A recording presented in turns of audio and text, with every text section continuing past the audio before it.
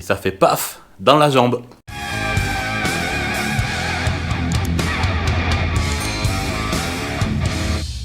Salut les mobbers. Donc aujourd'hui on va parler d'une pièce qui a fait beaucoup de débat sur Facebook quand j'ai publié les photos. Le renfort d'embrayage. Donc alors, à votre avis, utile ou inutile? J'ai envie de dire, tout dépend. Ça, c'est une réponse qui ne veut rien dire. Maintenant, on passe aux explications. Donc là, on est sur une mobilette qui a un kit Airsal AV7 en diamètre 45 avec une cale sous le cylindre, le diagramme d'échappement qui a été rehaussé et élargi, une culasse reprise par Soles Gump avec un plot pour comprimer bien plus fort qu'à l'origine. Il y a quoi d'autre? Il y a un vilebrequin Giraudot renforcé d'époque. Il y a un pot Conti, la pipe de Soles Gump et un carburateur 17 PHBG chinois. Filtre à air mal aussi. Et le variateur d'origine modifié avec la cage à galets et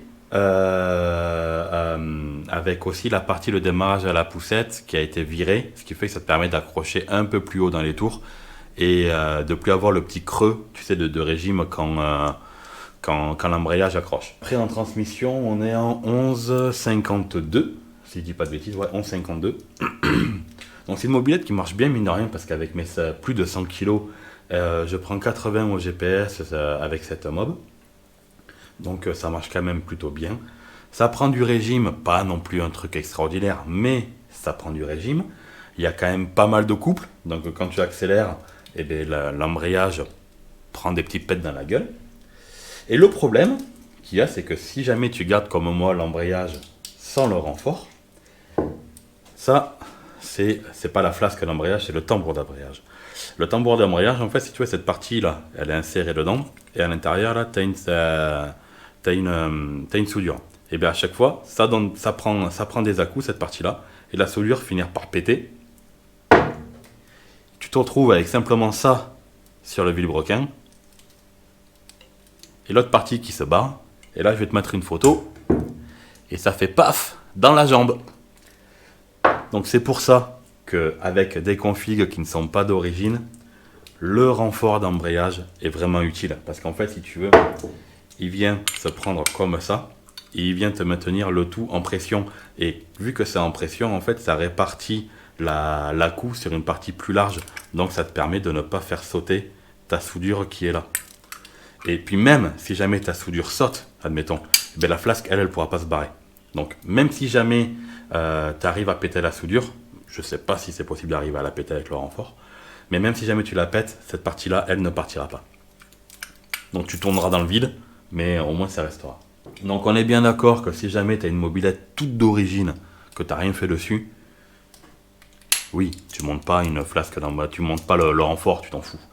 Mais si jamais tu as une mobilette qui n'est plus d'origine, apparemment ça arrive à péter simplement avec un pot et un carbu. Donc voilà. Et non, au fait, le tambour d'embrayage que j'avais, ce n'était pas une reproduction chinoise, c'était le vrai d'origine qu'il y avait dessus. Donc certes, il était vieux, mais il était d'origine. Donc là, j'ai remplacé par un neuf, donc une repro forcément. Ce que j'ai fait avant de le mettre dessus, c'est que j'ai passé de la pâte à rôder au niveau de la came et du vilebrequin pour bien appairer les deux ensemble. Donc là, ça va bien prendre en force. Et je vais te baisser la caméra, je vais te montrer tout simplement comment se monte le renfort. Alors, pour monter le renfort, c'est vraiment tout simple.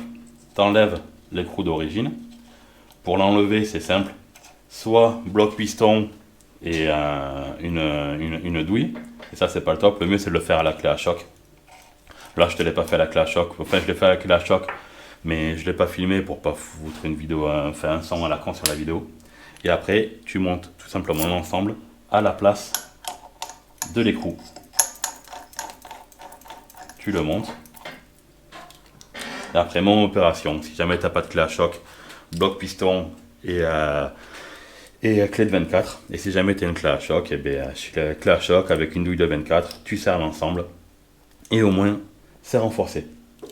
Alors moi, ça me fait rire ceux qui m'ont dit aussi, oui, avec le pied, l'écrou va venir te défoncer te défoncer la chaussure ou le bout des orteils. Bon, déjà, le bout des orteils, ça veut dire que soit tu conduis pieds nus, soit en tongs. Donc, à mon avis, c'est pas le mieux. Et j'espère que vous n'avez jamais roulé avec un variateur Doppler, hein. Le R3, tu sais, celui-là, la grosse barre qui tourne. Ça me paraît légèrement plus dangereux quand même que ça. Ouais. Donc, au bout d'un moment, il faut un petit peu arrêter les bêtises. Après, pour tous ceux qui disent que ça sert à rien et tout ça, oui, sur un moteur d'origine, ça ne sert à rien. Après, quand tu as un moteur qui est légèrement trafiqué, dans le doute, je préfère quand même monter le renfort. Ça m'évite de me le retrouver soit dans la jambe, soit dans le visage, ou alors soit dans le pare-brise de la voiture qui arrive en face. Parce que ça aussi, c'est un risque à prendre. C'est que si jamais ton truc se barre, va dans le pare-brise de la voiture en face et que la voiture finit au fossé, à toi de voir ce que tu veux faire. Moi, je sais que maintenant, je me prends plus la tête. Dès que je monte un moteur plus performant que l'origine et que le mec veut garder le variateur d'origine, comme par exemple pour ma femme, ma mère, c'est pareil, elle va avoir un moteur légèrement touché sur sa chaudron, donc renfort d'embrayage. Pépito, il va avoir aussi le renfort d'embrayage. Je ne monte plus un moteur poussé, enfin poussé légèrement, même légèrement touché, juste un pot, un vario ou un carbu, vraiment une petite config. Renfort d'embrayage s'il veut garder l'embrayage d'origine. Je ne me prends plus la tête. Donc voilà comment monter ce petit renfort qui a été fait, je ne sais plus si je l'ai dit, par Soles Gump.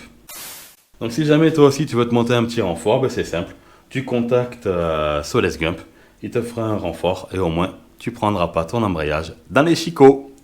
Allez, moi j'espère que cette petite vidéo t'a plu. Si c'est le cas, tu connais la routine. N'hésite pas à liker, partager, t'abonner. Ça fait toujours plaisir. Moi en attendant, je te dis à la prochaine. Allez, ciao.